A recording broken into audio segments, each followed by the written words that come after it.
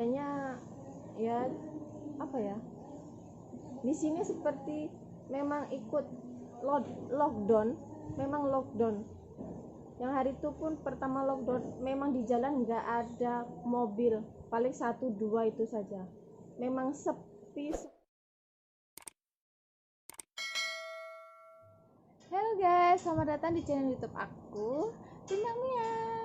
Di video kali ini aku masih ingin membahas tentang pengalaman di Malaysia. Tapi kali ini bukan aku yang akan menceritakan, ada sesosok makhluk di bumi ini yang ingin menceritakan pengalamannya. Dan sebelum itu kalian harus like, comment, and subscribe video aku.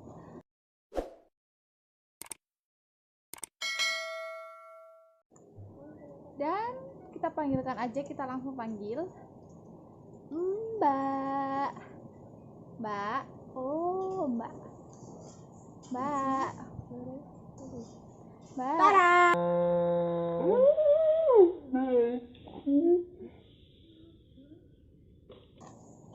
Kenapa nih? Perkenalkan, nama saya Titi dari Sragen.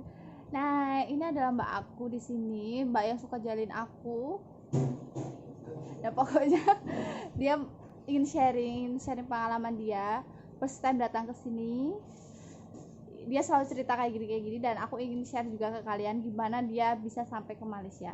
First impression, pertama kali ke Malaysia, gimana perasaannya, kesannya tentang Malaysia gimana? Kalau pertama kali sih senang ya, karena bisa ke luar negeri. Pengennya itu naik pesawat, tapi first time tak naik pesawat. Tidak naik pesawat, tapi naik kapal feri. Naik kapal feri enak ya, lumayan sih, seperti gimana ya, kayak naik bis tapi di laut gitu ya. Bingung mau jelasnya itu gimana. Itu naik kapal ferinya itu dari mana? Dari Batam ke sini, Situlang. Dari Batam ke Situlang. Itu berapa jam perjalanan naik kapal? Nggak ingat. Sudah lupa, sudah nggak ingat. Mohon maaf, diharapkan dia sudah tua. Hey, you. Berapa kali pergi ke Malaysia? Untuk kilang udah berapa kali pindah kilang, berapa lama? Kalau ini kilang ketiga. Kilang pertama berapa tahun, kilang kedua berapa tahun? Kilang pertama 5 tahun, kilang yang kedua 1 tahun aja, dan ini kilang yang terakhir mungkin 2 tahun. Selanjutnya kenapa milih Malaysia? Kenapa nggak ke Hong Kong lah, ke Taiwan? Kan kalau dirupiahkan mungkin gaji dari Hong Kong ke Taiwan kayak gitu mungkin lebih besar ya, atau aku nggak tahu banget, tapi mungkin lah ya. Gimana ya, dulu karena keingat kakak saya pernah pergi ke sini, kakak perempuan saya, terus jadinya saya pun ikut merasa saya tahu cuma Malaysia aja gitu yang ada di pabrik itu kan. Itu pun karena dulu habis sesudah kelas 3 SMK itu sudah ada agent yang masuk. Oh, jadi emang kayak BKK dari sekolah itu udah kayak promosi, oh ke Malaysia ya, ada yang promosi gitu. Biasanya emang sekolah-sekolah sekarang, sekolah yang SMK kebanyakan nyalurin ke luar negeri kan? Iya, kebanyakan gitu. Kalau SMA kan mungkin dia mau ke kuliah, pas tuh nanti ke S3, S berapa nggak tahu. Gitu. Sebenarnya kalau kita sampai SMK pun juga S3 kan? Iyalah. SD, SMP, SMK. Terus menurut mbakku ini yang sangat aku sayangi, perbedaan kilang satu sama kilang yang lain tuh apa? Gimana? Perbedaannya itu apa ya? Kalau menurut saya itu bukan cuma lah fasilitas, seperti kalau di rumah itu dapat hostel atau asrama. Terus ada bis pekerja, itu mesti ada. Terus kalau apa itu di mana, di pabriknya itu fasilitasnya seperti apa ya, kantin pun ada. Terus gaji itu yang paling penting. Tapi kan ada pabrik yang emang nggak ada kantin ya. Ya ada juga, cuma seperti kayak tempat duduk aja tapi nggak ada orang jualan gitu kan. Terus ada tunjangan, terus ada lemburan atau OT gitu. Nggak semua kilang itu OT, ada OT lah ya. Kadang cuma ada yang emang kilang yang mungkin 1 bulan 2 bulan aja OT gitu kan. Iya. Yang lain kita nggak OT kayak gitu kan.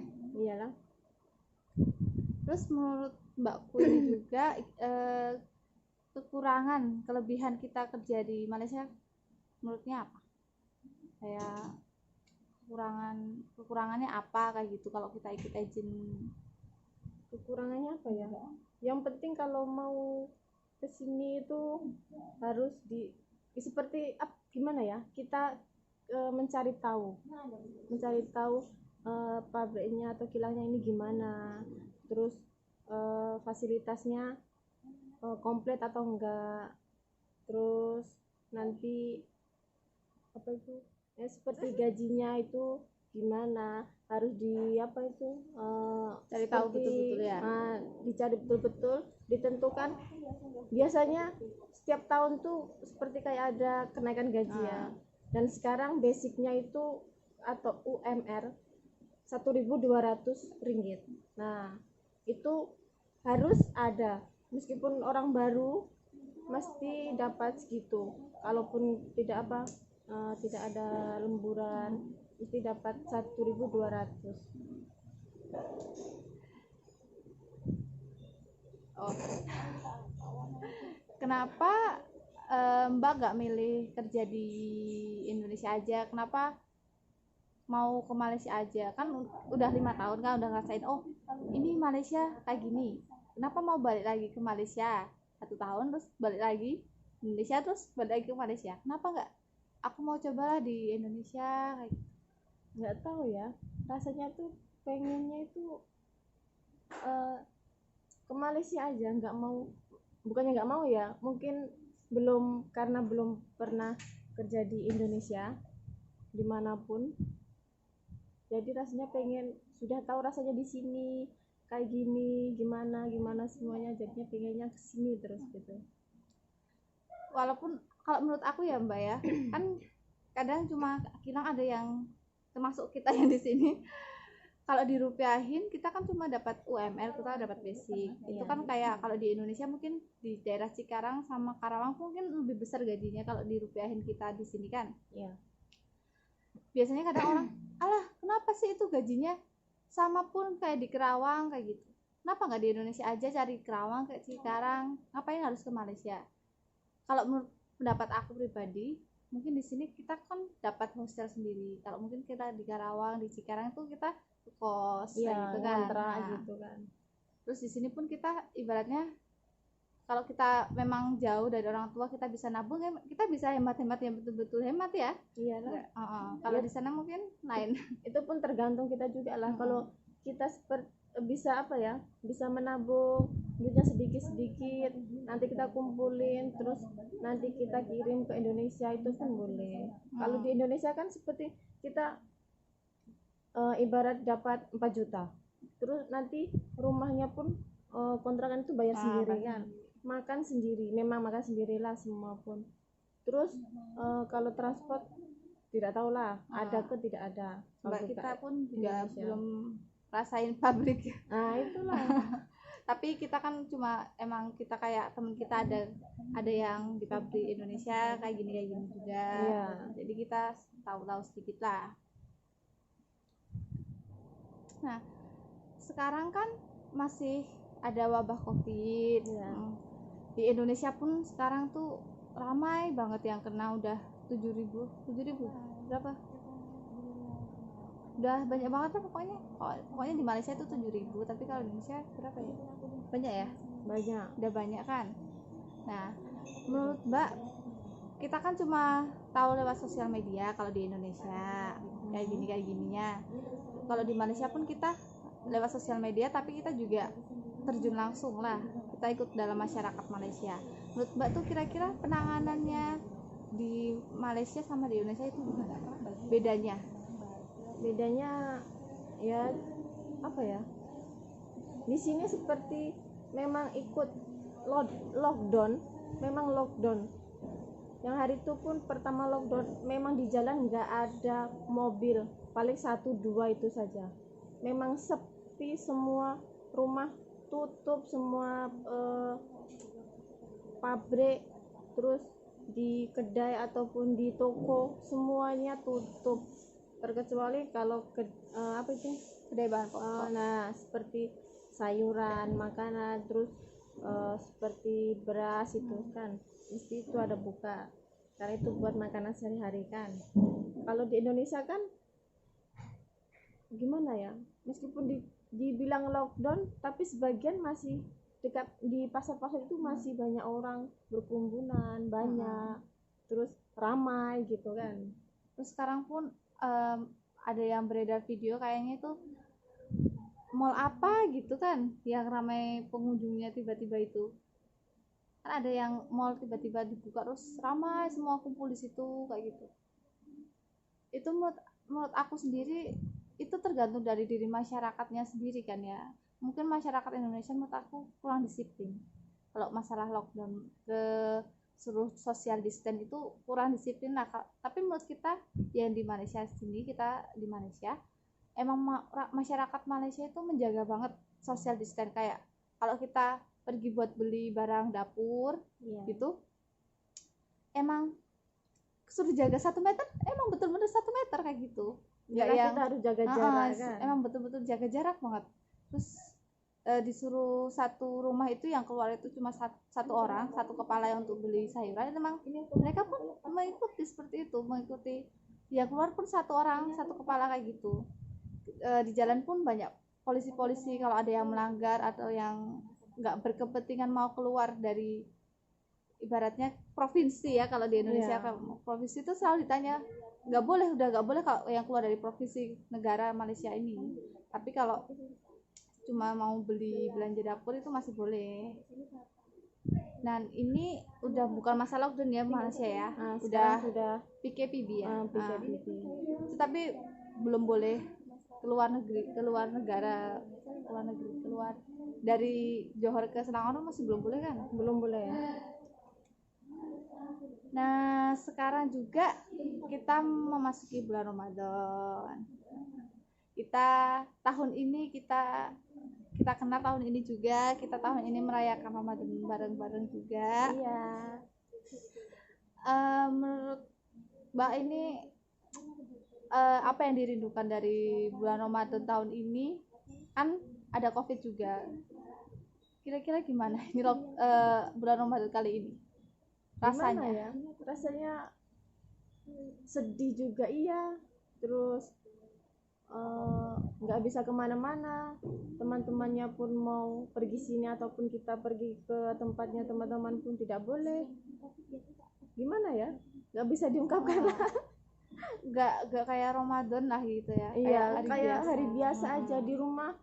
Ya udah di rumah makan, paling ya satu rumah. Itu pun ya nggak tahu lah boleh kumpul ke atau enggak gitunya. Soalnya kan di kilang kita pun menerapkan jarak 1 meter, keluar harus pakai face mask kayak gitu. Di Malaysia kayak gitu. Dan itulah di Indonesia aku pun lihat kalau berkerumunan itu masih belum pakai face mask kayak gitu kan. Jadi tolong banget masyarakat di Indonesia kalau mau keluar, mau beli kebutuhan, pokoknya mau keluar dari rumah di keramaian tolong guna face mask. Iya, betul. Kalau sudah dari luar kan, kalau mau masuk rumah itu sila cuci tangan dulu, terus pakai sabun, sanitizer kalau ada, terus maskernya itu yang sudah dipakai itu lebih baik dibuang. Kalau tidak dibuang ya, kalau yang dari kain itu bisa dicuci kan, direndam dulu gitu. jaga selalu kesehatan dimanapun kalian berada. Ya udah, segitu dulu video perbincangan kita berdua. Lain kali insya Allah kita bisa sharing-sharing lagi ya Mbak ya. Insya Allah. Tapi maaf kalau ada kata-kata yang tidak berkenan gitu ya. Kalau kalian mau aku nanti berbincang lagi sama orang satu ini, kalian komen ya. Kalau kalian nggak suka sama orang ini, ya ngomong aja nggak suka.